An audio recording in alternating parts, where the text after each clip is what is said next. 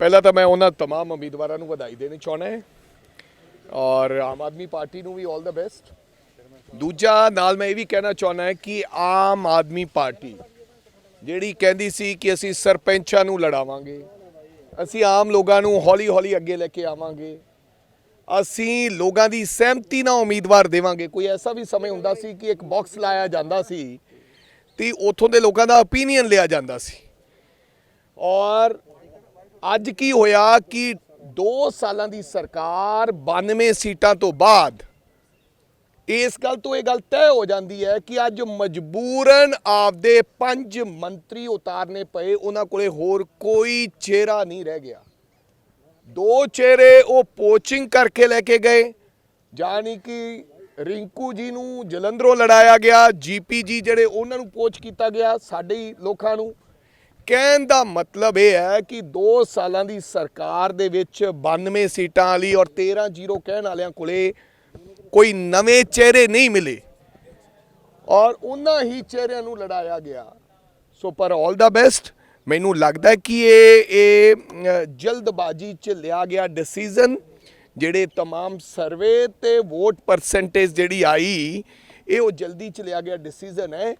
ਔਰ ਕਿੰਨੇ ਔਰ ਜਿਹੜੇ ਲੋਕ ਬਣਾਏ ਗਏ ਹੈ 2 ਸਾਲਾਂ 'ਚ ਬਹੁਤ ਸਾਰੀ ਐਂਟੀ ਇਨਕੰਬੈਂਸੀ ਵੀ ਆਏਗੀ। ਸਰਕਾਰ ਦੀਆਂ ਜਿਹੜੀਆਂ ਪ੍ਰਾਪਤੀਆਂ ਨਾ ਪ੍ਰਾਪਤੀਆਂ ਉਹਨਾਂ ਬਾਰੇ ਵੀ ਲੋਕ ਚਰਚਾ ਕਰਨਗੇ, ਇਹਨਾਂ ਲੋਕਾਂ ਦੀ ਵੀ ਚਰਚਾ ਕਰਨਗੇ। ਔਰ ਮੈਨੂੰ ਨਹੀਂ ਲੱਗਦਾ ਕਿ ਬਹੁਤ ਕੋਈ ਐਕਸਟਰਾ ਆਰਡੀਨਰੀ ਜਿਹੜੀ ਲਿਸਟ ਕੱਢ ਦਿੱਤੀ ਹੋਵੇ ਜਿਹਦੇ ਤੋਂ ਲੋਕ ਹੈਰਾਨ ਔਰ ਪਰੇਸ਼ਾਨ ਹੋਣ ਔਰ ਲੋਕਾਂ ਨੂੰ ਲੱਗੇ ਕਿ ਐਸੇ ਚਿਹਰੇ ਦੇ ਦਿੱਤੇ ਗਏ ਨੇ ਜਿਹੜੇ ਚਿਹਰੇ ਲੋਕਾਂ ਨੂੰ ਪਸੰਦ ਆਉਣ। ਇਹਦੇ ਨਾਲ ਇੱਕ ਹੋਰ ਵੀ ਗੱਲ ਇਹਦੇ ਦੇ ਵਿੱਚ ਪਰਸੈਪਸ਼ਨ ਜਿਹੜੀ ਵਿਚਾਰ ਬਣ ਰਹੇ ਲੋਕਾਂ ਦੇ ਔਰ ਜਿਹੜੀ ਗੱਲ ਸੱਚ ਹੈ ਇਹ ਵੀ ਗੱਲ ਕਹੀ ਜਾ ਰਹੀ ਹੈ ਕਿ ਇਹ ਚਿਹਰੇ ਮੁੱਖ ਮੰਤਰੀ ਨੂੰ ਪਸੰਦ ਨਹੀਂ ਸਨ। ਧਾਲੀਵਾਲ ਸਾਹਿਬ ਜਿਨ੍ਹਾਂ ਕੋਲੇ ਪੰਚਾਇਤੀ ਰਾਜ ਮੰਤਰੀ ਸਨ ਔਰ ਜਿਹੜੇ ਬਹੁਤ ਪਾਪੂਲਰ ਮੰਤਰੀ ਹੋ ਗਿਆ ਸੀਗਾ ਗੱਲਾਂ ਬਾਤਾਂ 'ਚ ਤੇ ਉਹਨਾਂ ਤੋਂ ਉਹਨਾਂ ਦਾ ਮਹਿਕਮਾ ਲੈ ਲਿਆ ਗਿਆ, NRI ਦਿੱਤਾ ਗਿਆ। ਐਵੇਂ ਤੁਹਾਡੇ ਸਾਹਮਣੇ ਮੀਤ ਹੇਰ ਸਾਹਿਬ ਜਿਨ੍ਹਾਂ ਕੋਲੇ ਮਹਿਕਮਾ ਸੀਗਾ ਮਾਈਨਿੰਗ ਦਾ ਤੇ ਹੋਰ ਵੱਡੇ ਮੰਤਰਾਲੇ ਸੀ। ਸੋ ਕਈ ਵਾਰ ਇਹ ਵੀ ਕਿਹਾ ਜਾ ਰਿਹਾ ਹੈ ਕਿ ਦਿੱਲੀ ਦੀ ਔਰ ਮਾਨ ਸਾਹਿਬ ਦੀ ਆਪਸ ਵਿੱਚ ਜਿਹੜੇ ਉਹਨਾਂ ਦੇ ਚਹੇਤੇ ਹੈ ਉਹਨਾਂ ਨੂੰ ਉਹ ਚਾਹੁੰਦੇ ਨੇ ਵੀ ਇਹ ਕਿਤੇ ਨਾ ਕਿਤੇ ਇਹਨਾਂ ਨੂੰ ਇੱਥੋਂ ਫਾਰਗ ਕਰ ਦਿੱਤਾ ਜਾਵੇ। ਸੋ ਇਹ ਕਈ ਗੱਲਾਂ ਹੈ ਔਰ ਮੈਨੂੰ ਨਹੀਂ ਲੱਗਦਾ ਕਿ ਬਹੁਤ ਕੋਈ ਐਕਸਟਰਾ ਆਰਡੀਨਰੀ ਜਿਹੜੀ लिस्ट ਦਿੱਤੀ ਹੋਵੇ, ਕੋਈ ऐसी ਗੱਲ ਕੀਤੀ होवे। तो भाई पहले ही शामिल थी। मैंने तो आपको बहुत बार कहा, आप नहीं तुसी नहीं मानते सी कि भाई परनीत कौर जी ऑलरेडी बीजेपी में शामिल हैं और हम उनको टिकट नहीं देंगे। और वो तब वो कहते थे कि भैया ये राजा वड़िंग कौन होता है। उनको पता चल गया कि राजा वड़िंग ने जो कांग्रेस पार्टी कहती है वो करती है। मैं उनकी इज्जत करता हूँ एज ए लेडी और एज ए मतलब कि मेरे से उम्र में बड़े हैं, लेकिन कांग्रेस पार्टी ने उनको टिकट देना ही नहीं था और शामिल ही थे, विधानसभा में ही शामिल थे। आज के पहले अभी अमरिंदर सिंह जी शामिल हुए। मेरे को तो ये नहीं समझ आती कि एक ही परिवार के लोग 3 बार शामिल क्यों होते हैं। पहले जब अमरिंदर सिंह शामिल हो गए वो अलग शामिल हो गए, अब कौन है जी, बीबा जी शामिल हो गए, बेटी हो गई। अब क्या है जी, अब एक नया बंदा शामिल, कहते परनीत कौर जी। एक ही घर में एक ही परिवार के सदस्य 3 बार शामिल हो गए, 3 बार ही शामिल हो गए। अब चौथा अभी टिक्कू जी की भी बारी है, उनका बेटा है। अगले कल को आप बोलोगे कि वो भी शामिल हो गए। आप क्या कहना है आपका? आप भी सवाल नहीं पूछे इस मुद्दे। पटियाला तो लगभग फाइनल माना जा रहा है कि परनीत कौर कैंडिडेट होंगे ਤੁਹਾਡੀ पार्टी ਨੂੰ। बहुत मैं तो कहना बहुत अच्छा अगर परनीत कौर जी होण। कम से कम अमरिंदर सिंह जी ਨੂੰ ਤਾਂ ਇਹ ਗੱਲ ਪਤਾ ਸਮਝ ਆ ਗਈ कि कांग्रेस छड़ के कोहली ने ਜਾਂ मैं 30,000 ਤੇ ਹਾਰ ਗਿਆ। कम से कम ये गल परनीत कौर जी ਨੂੰ भी समझ आ जाऊगी कि ਜਿਹੜੀ 3 ਵਾਰੀ ਮੈਂਬਰ ਆਫ ਪਾਰਲੀਮੈਂਟ बने आदरणीय परनीत कौर जी, वो कांग्रेस की कृपा ते पंजे दा चोन निशान करके बने। कहा जा सकता है वो सीट के लिए गई थी, वहाँ पे सीट के लिए वहाँ गई है क्योंकि उनको सीट मिलेगी, बड़ा ऑफर दिया गया था। तो 100% और क्या और काय के लिए गए हैं? कोई रिश्तेदारी थोड़ी है बीजेपी के साथ, इसलिए गए। पहले ये बड़े जो लोग होते हैं ना, ये अपॉर्चुनिस्ट होते हैं। ये नो सुनिए, अपॉर्चुनिस्ट होते हैं, ये बिना ताकत रह नहीं सकते। इनके बहुत गंभीर मामले होते हैं, इनकी बड़ी बड़ी इच्छाएं होती हैं, इनके बड़े बड़े मसले होते हैं। वो तमाम मसलों को इन्होंने ठीक करके भी रखना है। ये सरकारों के बिना रह नहीं सकते, ये चल नहीं सकते। ये भी एक कारण है।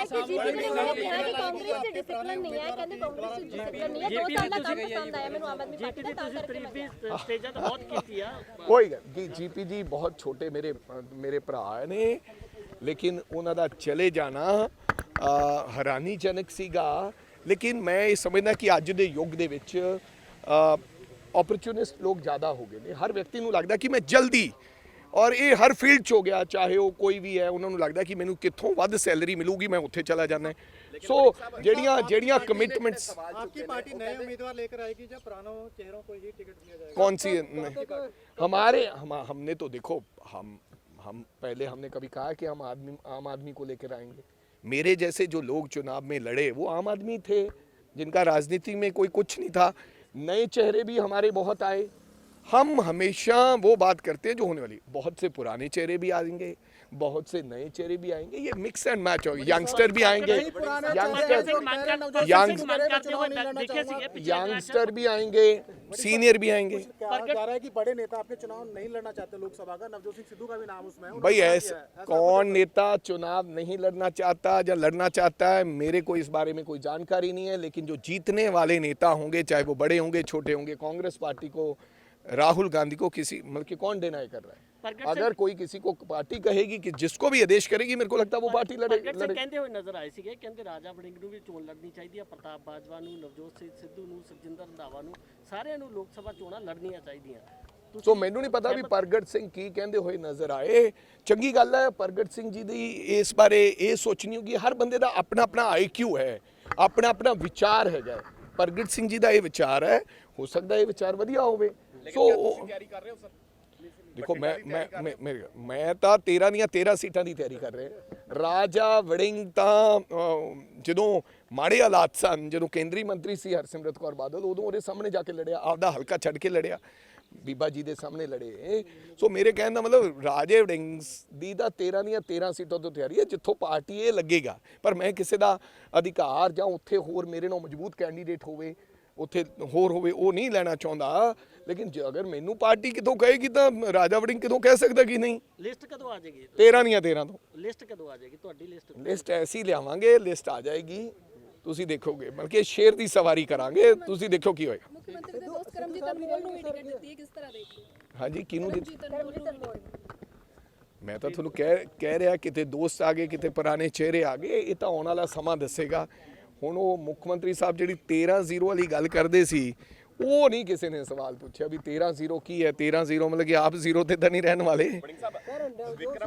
ਉਹਨਾਂ ਨੇ ਤਾਂ ਇਹ ਕਹਿਣਾ ਮੈਂ 13-0 ਕਿਹਾ ਸੀ, 0 ਆ ਗਈ ਹੈ। ਵੜਿੰਗ ਸਾਹਿਬ, ਵਿਕਰਮ ਚੌਧਰੀ ਨੇ ਸਵਾਲ ਕੀਤੇ ਨੇ। ਵਿਕਰਮ ਚੌਧਰੀ ਕਹਿੰਦੇ ਕਿ ਪਾਰਟੀ ਨੂੰ ਸਾਡੇ ਪਰਿਵਾਰ ਦੀ ਕੁਰਬਾਨੀ ਵੇਖਣੀ ਚਾਹੀਦੀ ਹੈ। ਬਿਲਕੁਲ, ਪਾਰਟੀ ਸਭ ਕੁਝ ਦੇਖਦੀ ਹੈ, ਕੁਰਬਾਨੀਆਂ ਵੀ ਦੇਖਦੀ ਹੈ, ਸਭ ਦੀ ਪਾਰਟੀ ਦੀ ਸਿੰਸੈਰਿਟੀ ਵੀ ਦੇਖਦੀ ਹੈ, ਪਾਰਟੀ ਵਿਨੇਬਲ ਕ੍ਰਾਈਟੇਰੀਆ ਵੀ ਵੇਖਦੀ ਹੈ। ਮੈਨੂੰ ਨਹੀਂ ਲੱਗਦਾ ਪਾਰਟੀ ਕਿਸੇ ਨੂੰ ਵੀ ਇਗਨੋਰ ਕਰੇਗੀ। ਜਿਹੜੇ ਚੰਗੇ ਲੋਕ ਹੋਣਗੇ, ਜਿੱਤਣ ਵਾਲੇ ਹੋਣਗੇ, ਉਹਨਾਂ ਨੂੰ ਜ਼ਰੂਰ ਮੌਕਾ ਦੇਣਗੇ। Subscribe to One India channel and never miss an update.